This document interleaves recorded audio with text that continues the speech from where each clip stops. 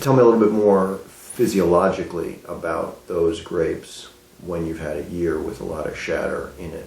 Are you talking about one plant that is good and the next door neighbor is not? Are you talking about, what do you see when you go out in the vineyard that has shatter? Well, you can see all kinds of stuff, and I really don't use the term shatter. I mean, there's a lot of terms in wine and grapes that are sort of ambiguous, and the same term gets used for a lot of things. I'll prefer to use the term poor set. Shatter is actually, according to plant physiologists, that's the stage where, I'll back up a little bit, you get bloom occurs, flowers are pollinized, some aren't.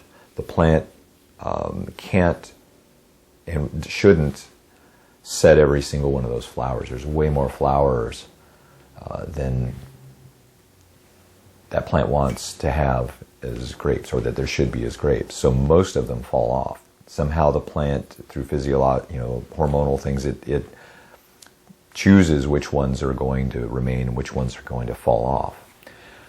Weather conditions can fool the plant into getting rid of most of them, or more of them than we want it to have. So then you'll end up with just a few berries, and a lot of people call that shatter. But the shatter stage is when flowers fall off. And so if you have a cluster that got shattered, people would say that it got shattered would mean that it has very few berries on it. Sometimes you'll have unevenness, and Zinfandel is famous for that no matter what. I think I've only seen one vintage where the Zinfandel was very even in its flowering and development, which was 1999. Every other vintage I've ever seen, it's a few, have had some degree of variability. But you can get clusters where there's a few berries that are really laggards, and they'll stand out at a certain point where they're bright green and everything else is purple. And at least in the red varieties, which I'll confine the discussion to because that's what we can see quite easily. There's others where you'll have entire clusters on the vine that are still green, while others have turned color. You'll have some where the entire vines are behind adjacent vines. So you see all types of things. And then there were a couple of vineyard blocks that I was working with that had all of the above, which makes it very difficult when you have clusters that did not set a huge crop. In other words, more than we would have liked of the berries or flowers had fallen off. So there's very few berries on clusters. And now we already have a low crop, and now we're supposed to go out there and remove more of it in order to elevate the quality of the wine we're going to have. And it's hard to go out there and do that, especially if that belongs to somebody else.